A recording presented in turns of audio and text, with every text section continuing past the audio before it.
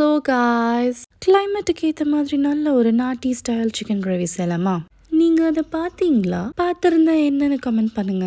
Mixie ஜாரில் ஒரு piece தேங்காய் ஸ்லைஸ் பண்ணிக்கலாம், ஒரு தக்காளி, ஒரு வெங்காயம் கட் பண்ணி ஆட் பண்ணிக்கலாம், ஒரு கை கொத்தமல்லி, கொஞ்சம் கருவேப்பிலை அதையும் ஆட் பண்ணிக்கலாம், ஒரு ஸ்பூன் சோம்பு, ஒரே ஒரு பட்டை, ஒரு ஸ்பூன் பெப்பர், 4 லவங்கம், 2 ஏலக்காய், ஒரு ஸ்பூன் ஜிஞ்சர் கார்லிக் பேஸ்ட், 8 பச்சை மிளகாய். இது எல்லாத்தையும் நல்ல ஒரு ஃபைன் பேஸ்ட்டாக அரைச்சிக்கலாம். குக்கரில் கொஞ்சம் ஆயில் ஆட் பண்ணிட்டு ஒரு 4 வெங்காயம் ஸ்லைஸ் பண்ணது ஆட் பண்ணிக்கலாம். ஒரு கை உப்பு, ஒரு கை கருவேப்பிலை ஆட் பண்ணிக்கலாம், ஒரு ஸ்பூன் ஜிஞ்சர் கார்லிக் பேஸ்ட் அதையும் ஆட் பண்ணிட்டு கொஞ்சம் நேரம் சாட்டே பண்ணிக்கலாம். 2 தக்காளி ஸ்லைஸ் பண்ணது அதையும் ஆட் பண்ணிட்டு கொஞ்சம் நேரம் சாட்டே பண்ணிக்கலாம். அரைச்சி வச்ச பேஸ்ட் அதையும் கொஞ்சம் ஆட் பண்ணி கொஞ்சம் நேரம் குக் ஆக விடலாம். ஒரு ஸ்பூன் மஞ்சள், ஒரு ஸ்பூன் மிளகாய் தூள், 1.5 ஸ்பூன் தனியாத்தூள், இது எல்லாத்தையும் ஆட் பண்ணி ஒரு பெரட்டி கலர் கொஞ்சம் டர்ன் ஆகுற வரைக்கும் நீங்கள் ஃப்ரை பண்ணிக்கோங்க. கொஞ்சம் ப்ரௌனிஷாக டர்ன் ஆகணும். சொல்லியிருக்க எல்லா மெஷர்மெண்ட்ஸும் 1.5 kg சிக்கனுக்கு.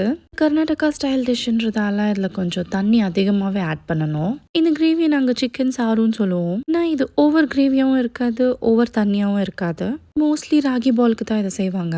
இட்லி தோசைக்கும் நல்லா இருக்கும். கடைசியாக நான் ஒரு 5-6 காஜன் பொட்டேட்டோஸ் எடுத்திருக்கேன். அதை பாதியாக கட் பண்ணி ஆட் பண்ணிக்கலாம். கூடவே ஹேண்ட்ஃபுல் ஆஃப் கிரீன் பீஸ் அதையும் ஆட் பண்ணிக்கலாம். தண்ணி ஆட் பண்ணிட்டு ஒரே ஒரு விசிலுக்கு ப்ரெஷர் குக் பண்ணுங்க. ஃபினிஷ். நாட்டி ஸ்டைல் சிக்கன் சாரு ரெடி. என்னோட பேஜை ஃபாலோ பண்ணுங்க. நெக்ஸ்ட் வீடியோவில் பார்க்கலாம். பாய்.